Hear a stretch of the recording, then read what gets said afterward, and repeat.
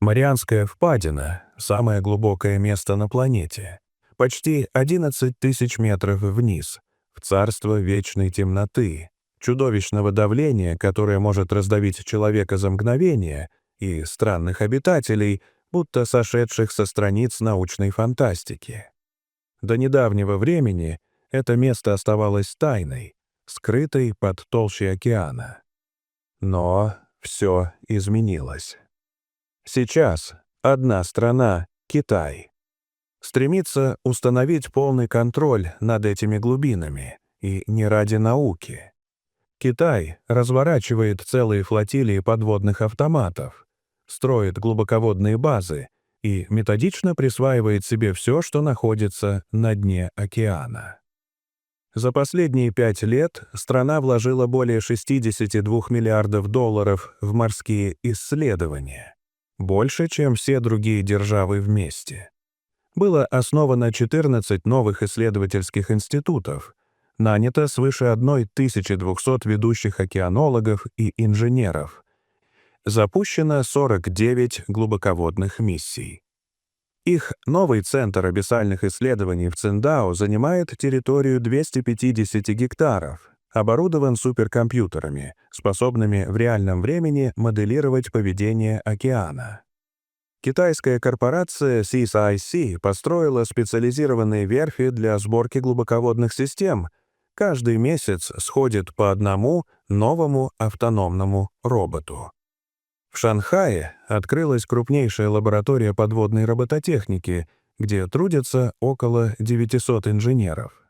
Пекинский университет запустил уникальную программу подготовки специалистов по подводным технологиям, ежегодно выпуская до 550 инженеров новой генерации. Пока США урезают финансирование научных экспедиций, Китай движется в глубины быстрее, целеустремленнее и агрессивнее, чем любая страна в истории. И то, что они находят в недрах океана, меняет все. Марианская впадина — это гигантская подводная трещина в западной части Тихого океана к востоку от Филиппин. Она простирается на 2600 километров в длину и 70 километров в ширину. Если бы гору Эверест опустить в эту впадину, ее пик все равно оказался бы на 2 километра ниже уровня моря. Путешествие ко дну — это путь через несколько разных биосфер, каждая со своими законами. На поверхности — привычный мир кораллов, теплой воды и стай рыб. Температура — 28 градусов. Свет проникает до 80 метров, поддерживая экосистему. Здесь живут дельфины, акулы, скаты, тропические рыбы. Но уже на 200 метрах начинается сумеречная зона. Свет исчезает, давление возрастает в 10 раз. Здесь живут странные рыбы-змеи длиной до автобуса, прозрачные медузы и светящиеся кальмары. Температура падает до 4 градусов. Уровень кислорода снижается до 0,5 мг на литр. Именно здесь китайские исследователи впервые зафиксировали аномалии. Сильные магнитные поля, не соответствующие известным геологическим данным. Роботы фиксировали до 2000 нанотесла, в 20 раз больше нормы. На километровой глубине — зона полной темноты. Давление в 100 раз выше атмосферного. Здесь обитают гигантские кальмары с глазами размером с футбольный мяч, рыбы-удильщики и медузы с телами в форме шара. Некоторые организмы способны проглотить жертву больше собственного тела. Именно в этой зоне роботы начали регистрировать движение огромных объектов. Не хаотичное, а организованное. Некоторые из них достигали скорости 3 км в час. Официально Китай называет это подводными оползнями, но внутренние документы говорят о четких траекториях. На глубине 4000 метров начинается абиссальная зона. Температура — 2 градуса. Морское дно покрыто илами, которые хранят историю океана. Китайские буровые платформы извлекли ил, которому 50 миллионов лет, и в нем были живые микроорганизмы. Эти древнейшие бактерии питаются метаном и сероводородом и могут быть ключом к новым медицинским прорывам. На глубине 6000 метров — ходальная зона. Только несколько аппаратов в истории достигали ее. Давление эквивалентно весу 50 слонов на каждый квадратный сантиметр. Живут тут прозрачные амфиподы, ракообразные, питающиеся морским снегом. Их клетки уникально адаптированы к экстремальному давлению. На самом дне, почти на 11 тысяч метров, китайские аппараты обнаружили гигантские подземные пещеры, уходящие в глубины морского дна на десятки километров. Некоторые из них достигают объема более 50 кубических километров с системой разветвленных туннелей и сводов, простирающихся в стороны и вниз. Температура внутри этих полостей достигает 400 градусов Цельсия. Несмотря на это, зафиксированы устойчивые потоки газа, выходящего из стен пещер, содержащего метан, сероводород и редкие изотопы гелия. Сейсмические датчики зафиксировали регулярные вибрации на частоте 7,83 Гц, что совпадает с резонансной частотой Земли, известной как резонанс Шумана. Эти импульсы, по мнению некоторых ученых, могут свидетельствовать о наличии неизвестных геоэнергетических процессов, либо даже о неких естественных механизмах передачи энергии внутри планеты. Появились гипотезы, что пещеры служат древними геотермальными каналами, связанными с магмой, или являются частью обширной системы природных дыхательных клапанов Земли. Китайские специалисты направили в пещеры автономные зонды, оснащенные термостойкими камерами и спектрометрами.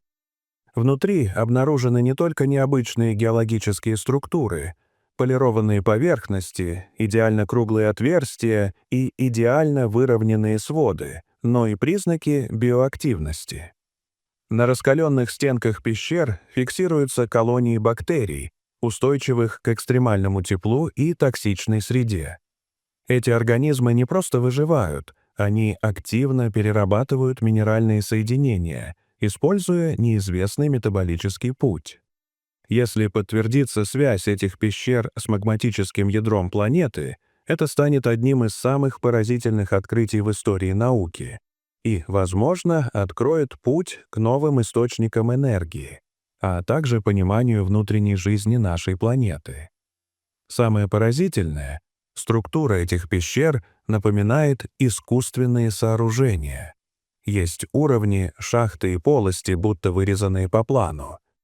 Внутри обитают ксенофиофоры — одноклеточные организмы размером до 20 сантиметров, живущие столетиями. Погружение людей — редкость. Первым достиг дна Марианской впадины в 1961 году инженер Жак Пикар вместе с капитаном Доном Уолшем. Позднее, в 2012 году, режиссер Джеймс Кэмерон совершил одиночное погружение.